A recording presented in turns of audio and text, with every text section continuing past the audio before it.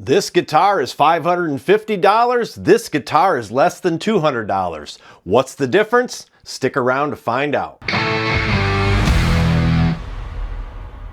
everybody, Jason Allen here. Welcome back to the channel. So yesterday I did a review on this guitar here. This is the Fojill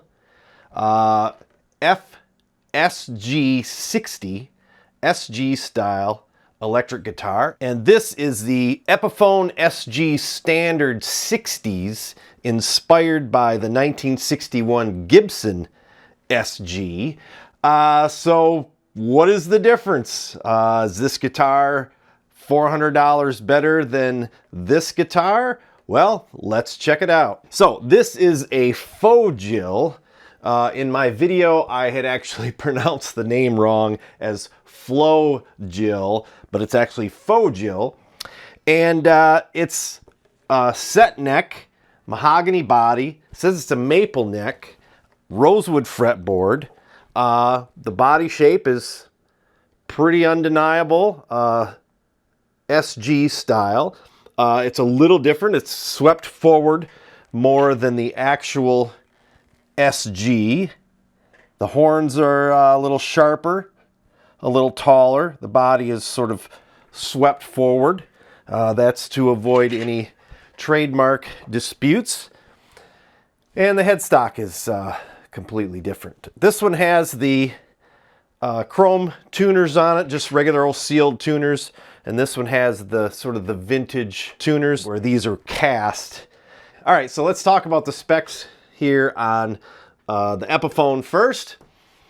We're saying this is a SG style body, of course, body shape SG, mahogany body, gloss finish, slim taper neck, fretboard radius is 12 inches, medium jumbo frets, trapezoid inlays. These are probably just acrylic or whatever. They're supposed to look like mother of pearl, but I'm guessing they're just plastic. 24 3/4 inch scale length, mahogany neck. This is a Graphtec nut. I thought it was bone, but it's Graphtec. Set neck, of course. Indian Laurel fretboard and 22 frets. Nut width is 43 millimeters. I measured it. It came out to about 42.9, which is close enough. Hardware, it's saying that these are nickel fret wire, lock tone ABR tunematic, so they're putting their own trademarks on their hardware, but it's just your typical tunematic bridge. Stop bar tailpiece, black pick guard, 3-ply. Oh, actually it's a 4-ply pick guard. Has an adjustable truss rod with a truss rod cover. A truss rod cover is a 2-ply, so black and white. And then the black top hat knobs. These are really nice looking knobs on this one. 3-way switch, and it's got the little, they call it the poker chip, I guess, that says rhythm and treble on it. And now, so for pickups on this, it is saying that we have a Pro Bucker 2 in the neck and a Pro Bucker 3 in the bridge position. So a real quick Google search. Yes, so these are Alnico 2 magnets. I'm not sure what the difference is between the Pro Bucker 2 and the Pro Bucker 3 because it says they're both Alnico 2. And it's wax potted. So nice looking pickups there. I wasn't going to pull this all apart because I just did the intonation and everything on it. We'll get to that in a minute. But I am going to take the covers off the back of both of these to see what the pots are like. Okay, output jack, 1/4 inch. Yeah, 2 volume, 2 tone, 1 toggle switch. It's saying that the pots in this are CTS pots, according to the specs. And it came with 10 size 10 strings. I'm not sure if I had replaced these or not. They sounded fine. I think I had left. I think these are the stock strings. I could be wrong. The strings that came on the Fojill were kind of bad. They were really bad. And they were like, they came in, when I measured them with the calipers, they were like 7s. I mean, that's kind of what they came out at, 8 or 7. They were really, I don't know. So I replaced them, put 10s on them. These are actually, what are these? These are a Didario nickel wound XL, and they're nice strings. And I like 10s on my SGs and Les Paul style guitars. Made in China, both made in China. Now, let's talk about specs on the Fojill. I really should weigh them because I feel like the Fojill is a little heavier.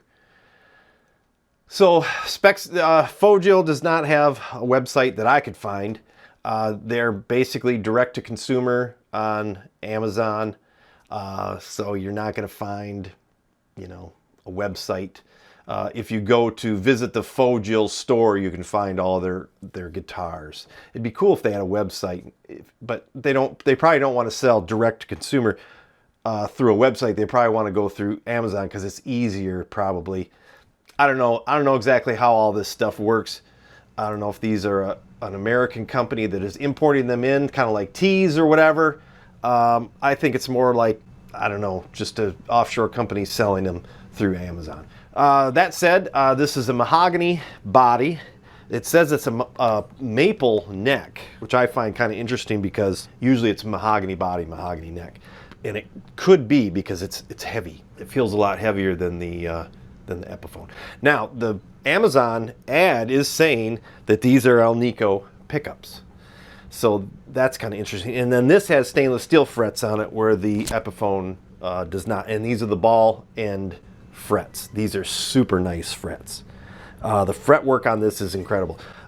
They're just regular square, rectangular style inlays, probably to avoid any trademark type things. If I didn't mention, it's rosewood, actual rosewood fretboard. This fretboard is beautiful. It really is. And let's see, what else can we say about this? It's really hard to find specs on these guitars sometimes because there isn't a ton of information on the listing. So it's 24 3/4 inch scale length. The nut width is the same, so it's 43 millimeters, just like the Epiphone. And let's see, truss rod cover is a single ply. This is a 3-ply pickguard, and this is the same pickguard material, whereas on the Epiphone it's just a black, single ply black plastic. No poker chip here. The pots are pretty similar as far as the design. I actually like the ones on the Epiphone better because they're a little more vintage looking, I guess. I like the chrome covers on the pickups. Those are cool. Neck is bound on both of them. The Epiphone has, I think, an actual inlay on the decal, whereas this is, I think that's just a sticker. I don't think that's an actual inlay. Maybe the Epiphone isn't either. I don't know. Maybe they're using just like a decal. Strap buttons are pretty close to the same. The strap buttons on the Fojill are a little bit more modern, where these are a little bit more of the vintage style. The binding on the Epiphone is more of a yellow antique, whereas the Fojill is a little bit brighter white. It'll probably age in yellow as time goes by. I mentioned the stainless frets. I mentioned that these are Alnico pickups. I don't know if they're wax potted or not. That's the one thing I'd have to take this apart, but I just set these up, did intonation on both of them. So take note of that I had to do the, you know, this is a brand new guitar. This came from, you know, a certified dealer or whatever for Epiphone. Got it off of Reverb, but it was brand new, and it basically came in the same condition as this one as far as intonation goes. Both of them were close, but both of them needed to be intonated. And I actually filed the string slots on the nut on the Fojill. I filed those down slightly just to improve the action on it, and I think I got these set pretty good. The neck on the Epiphone is a slim taper, they call it, so it's more like a D shape. It's flatter, whereas this is more of a standard half circle C shape, and seems just a slight bit thicker than the Epiphone. Okay, so one thing I wanted to do was kind of open the back of these up and see if the pots, it's saying CTS pots on the Epiphone. We'll see if they're full size or not. The black really shows fingerprints. That's one thing that's kind of a drag about that. It seems like a petty thing to focus on, but it really does show. Okay, these are full-size pots. This is the, I don't know, it doesn't look like there's any shielding on the back, but these are full-size pots in the back of the Fojill. The wiring looks pretty good. It all looks fairly heavy. It's clean too. It's a really clean job they did on that. And it definitely looks like mahogany. Okay, so throw that cover back on and we'll check out the Epiphone. All right, take this one apart real quick. All right. Okay, these they look the same almost. I mean, this has some quick connections in it, but the pots are about the same. It does say CTS on them, and they're wired up really nice. Similar gauge wire. I like the quick disconnects on them. That's pretty cool. Okay, so there you go. There's that. And if you watched the video I did on the Fojill yesterday, it is the same wiring configuration as far as the tone and the volume is concerned. If you have this three-way switch in the middle and you turn the volume completely down on either one of the volume knobs, it kills both of the pickups. And that's the same way the Epiphone is. And the Fojill and Epiphone are both wired the same way. And the tone pots seem to be wired the same too. Okay, real quick, let's just hear how they sound compared to one another.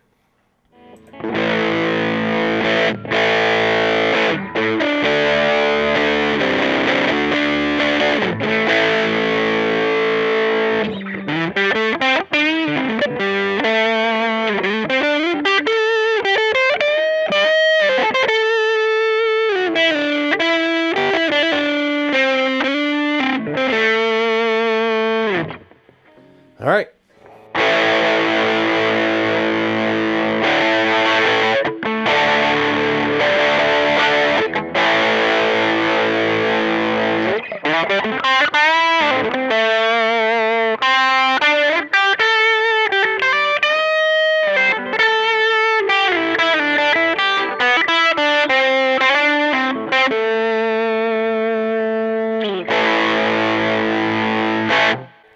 Okay, there you go. That's the Fojill versus the Epiphone. One thing I want to check real quick is the weight on both of these guitars. Fojill is coming in about 7.5 pounds. And the Epiphone, just over 7.25, 7.32. So it's slightly lighter. And it's funny how you can kind of feel the difference. I could tell that the Fojill was a little heavier. So let's talk about these two guitars. So obviously with Epiphone, you're paying for the name, even though it's sort of the quote-unquote cheaper line of Gibson, and it was, you know, well under $1,000 for this guitar. You're still paying for the brand name. Fojill, I mean, up until what, this year, maybe last year, I had never heard of these guitars before. They could be around for another year and then disappear. You'd never see them again. That's just how these sort of no-name brands go. That's just how they are. I mean, they're both made in China. These could be made in the same factory. They could be made down the street from one another. Who knows? So you've obviously got a guitar that costs close to $600. It's $549 is what these retail for. I think I got mine a little less than that. I think it was a sale, but it was still over $500. I got nothing bad to say about the Epiphone. It's a beautifully made guitar. It came packaged perfectly. It sounds good. It's got a little bit deeper tone than the Fojill. Oh, and that actually reminds me, I want to compare pickups. Okay, so the bridge pickup on this is 9.45 ohms, and the neck pickup is 7.33.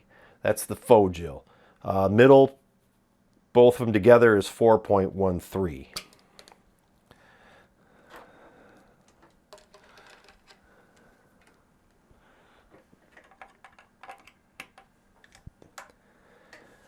And the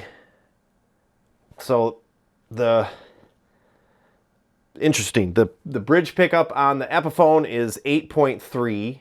So the Fojill is actually a hotter pickup, which I kind of like it because to me it comes across as brighter. It cuts through a little bit better. I thought it does. And then the neck pickup on this is actually a little hotter than the Fojill, 7.78. And in the middle there, it's 4, so it's the same as. Okay, so I just want to do that real quick, just to compare the pickups. So,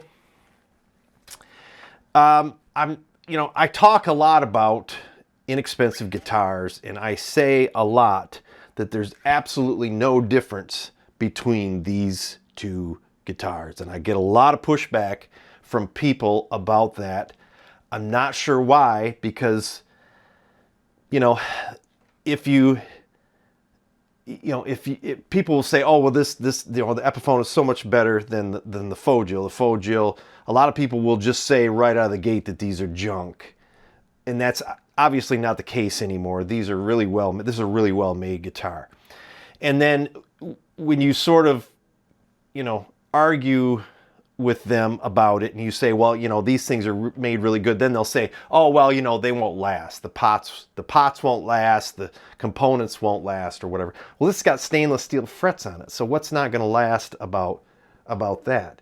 To me, they look about the same, and actually the bridge on the Fojill was easier to adjust than the bridge on the Epiphone.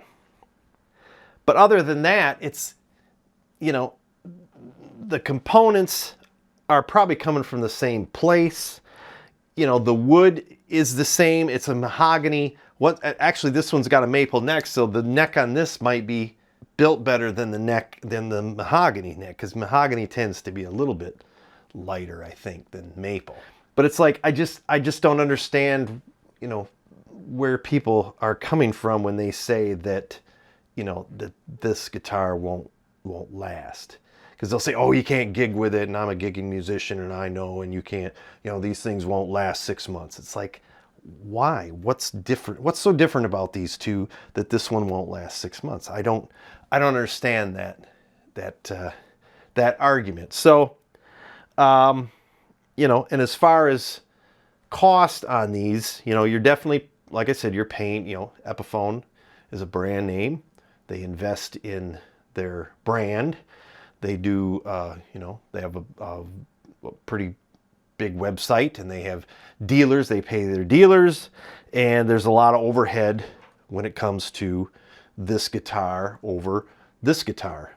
Fojill is just whatever brand they came up with, probably a Chinese company, probably down the road from the folks that are making the Epiphones, and they just put them right on Amazon. So they're, the overhead cost of this one is a lot less.